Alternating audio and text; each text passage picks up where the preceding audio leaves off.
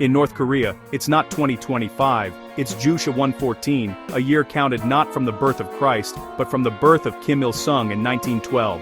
This unique calendar is more than just a system for marking days, it's a symbol of how the country has crafted its own sense of time, separate from the rest of the world.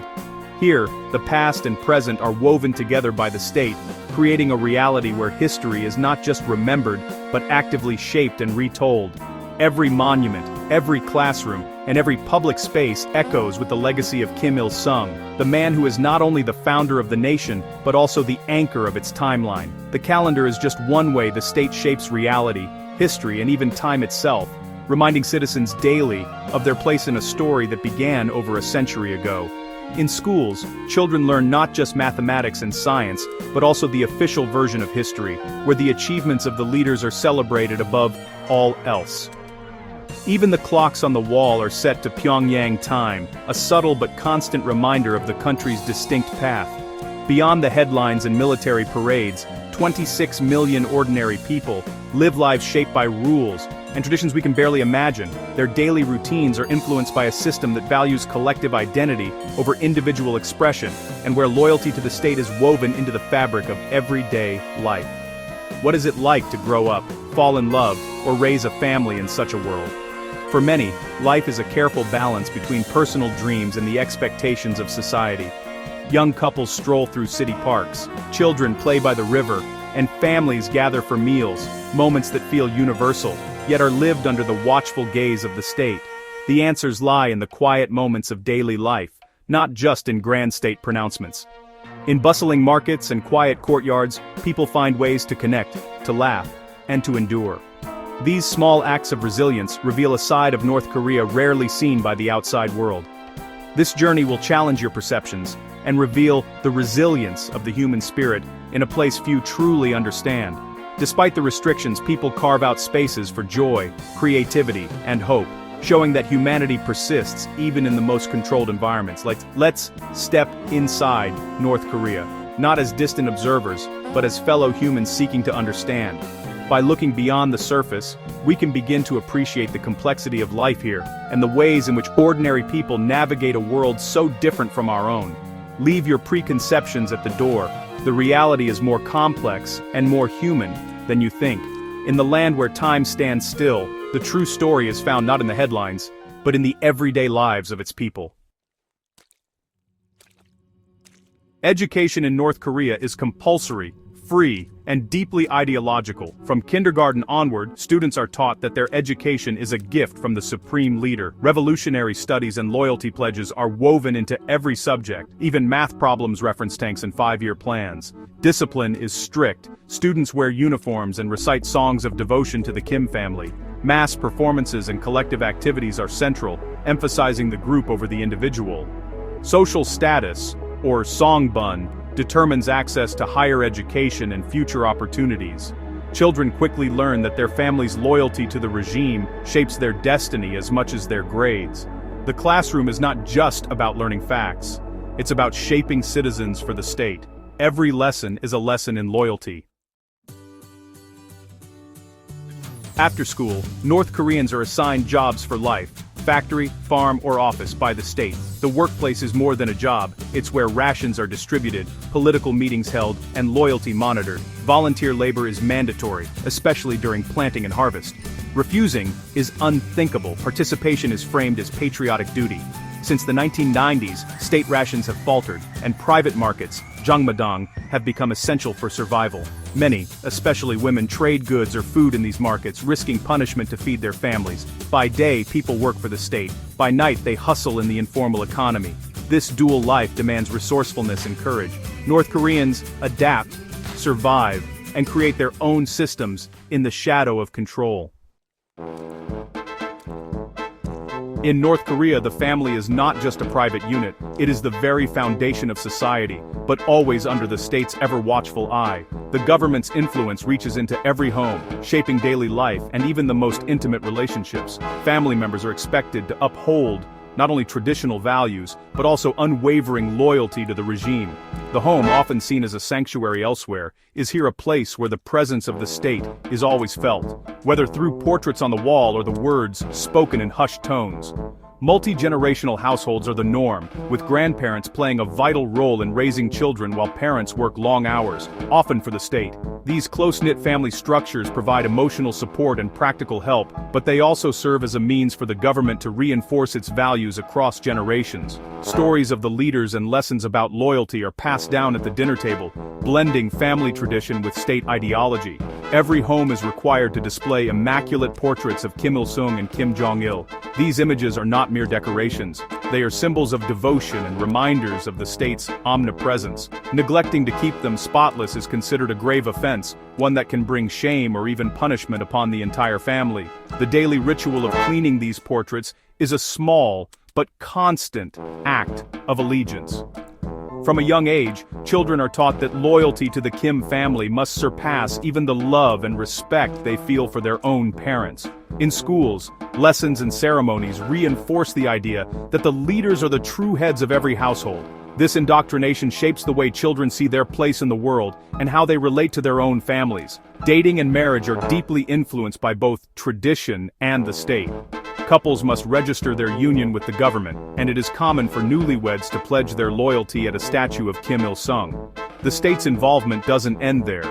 Marriages are often monitored, and families are expected to uphold the ideals of the regime in their personal lives. Parents teach their children to be cautious with their words, even at home. One careless remark, overheard by the wrong person, can endanger not just the individual, but the entire family. This constant vigilance shapes the way families communicate, fostering an atmosphere of caution and restraint. The principle of collective responsibility means that everyone's actions matter, sometimes with consequences that last for generations. If one family member is accused of disloyalty, the repercussions can extend to parents, children, and even distant relatives. This system ensures that loyalty is not just personal, but a shared family duty. Despite these pressures, love and care persist within North Korean families. Parents comfort their children, siblings support one another, and families find moments of warmth and connection. Yet, these bonds are always shaped by the need for obedience and vigilance, as the shadow of the state looms over even the most tender moments. The family is both a refuge from the outside world and a front line of state control. It is a place where people seek comfort, but also where they must be constantly aware of the boundaries set by the regime. In North Korea, even the most private bonds are shaped and sometimes strained by politics. The family endures, adapting to survive in a society where love, loyalty, and fear are inseparably intertwined. Daily life in North Korea is governed by strict, often unwritten rules. Criticizing the leadership is the gravest crime. Anyone could be an informant. Travel is tightly controlled. Permits are needed even to visit relatives in another town. Borders are sealed, and escape is considered treason. Appearance is regulated. Only state-approved haircuts, no blue jeans, and modest dress are enforced. The internet is off limits. Only a censored intranet exists, and all media is state-run propaganda. Foreign movies or music are banned, but many risk severe punishment to access them in secret. Individuality is suppressed in favor of collective identity. Every aspect of life is designed to reinforce loyalty and conformity. North Korean meals are shaped by both scarcity and deep-rooted tradition. The daily act of eating is a reflection of the country's history, its struggles, and the resilience of its people. Meals are often simple, yet every dish tells a story of adaptation and survival. Rice, corn, and kimchi are the backbone of the North Korean diet. While rice is highly valued, it's frequently replaced by cornmeal or mixed grains due to ongoing shortages and the high cost of rice. Kimchi, with its spicy, tangy flavor, is present at nearly every meal, providing both taste and essential nutrients. Each autumn, families gather to make kimchi in bulk, a tradition known as kimjang. This communal effort is not just about food preservation. It's a vital social event, strengthening bonds among neighbors and ensuring a supply of vitamins through the harsh, freezing winters when fresh produce is scarce. Meat is a rare luxury for most North Koreans, typically reserved for special occasions or holidays. On these days, the state may distribute pork, sweets, or other treats, turning an ordinary meal into a celebration. For many, these moments are eagerly anticipated and remembered fondly. For everyday protein, most families rely on tofu, which is affordable and widely available. In coastal regions, fish and seafood supplement the diet, providing much-needed variety and nutrition. These ingredients are often prepared simply, highlighting their natural flavors. The state-run public distribution system, once the main source of food, is now unreliable for many. As a result, private markets, known as jangmadang, have become essential. Here, people barter and buy a wider range of foods from vegetables to snacks, often at high prices. Those with more resources can purchase fresh vegetables, fruit, and even imported goods at these markets. For others, meals depend on what's available or what can be foraged, grown, or traded. Creativity and resourcefulness are key to making ends meet.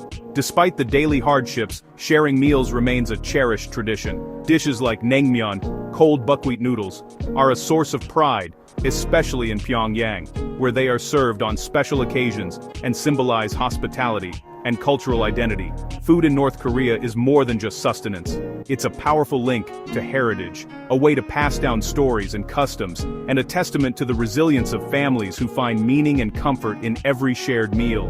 Even with little, North Koreans find ways to celebrate life around the table, demonstrating that, in the face of adversity, the spirit of togetherness and hope endures.